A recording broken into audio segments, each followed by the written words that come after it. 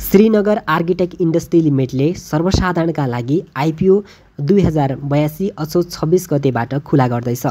कम्पनीले यसपटक 25,10,493 किता सेयर प्रति किता रु 100 को दरले निष्कासन गर्न लागेको हो।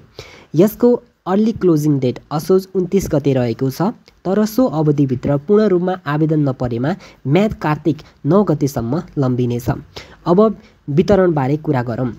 कुल जारी पुँजी रु 1,63 करोड मध्ये 20% अर्थात् 32,62,500 किता सेयर सर्वसाधारणलाई दिने योजना छ।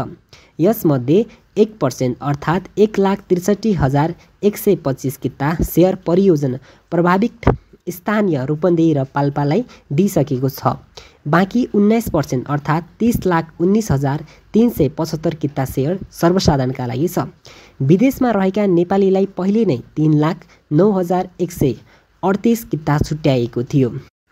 कर्मचारीका लागि 1,23,975 किता, म्युचुअल फन्डका लागि 1,54,969 किता छुट्याएको छ। अब बाँकी 25,10,493 किता सेयर सामान्य सर्वसाधारणका लागि असोज 26 गतेबाट खुल्ला गरिनेछ। यस आइपिओको इस्यु म्यानेजर भनेको नोबेल इन्भेस्टमेन्ट बैंकिङ लिमिटेड हो। न्यूनतम 10 कितादेखि अधिकतम 10,000 कितासम्म आवेदन दिन सकिन्छ। अब रेटिङको कुरा गरौँ। आइसिआरए नेपाल लिमिटेडले यस कम्पनीको रेटिङ बी नेगेटिभबाट बीमा अपग्रेड गराएको छ। यो रेटिङका अनुसार कम्पनीमा अझै पनि उच्च जोखिम हाई रिस्क अफ डिफल्ट रहेको देखिन्छ। अब कम्पनीबारे छोटकरीमा जानौँ। श्रीनगर आर्किटेक्ट्स इन्डस्ट्री लिमिटेडको स्थापना 2004 मा भएको हो र 2023 मा यो पब्लिक कम्पनीमा रूपान्तरण भएको हो। यसले सुनौलो र हिमडाना ब्रान्डमा कुखुरा, गाईवस्तु र माछापिड उत्पादन गर्छ।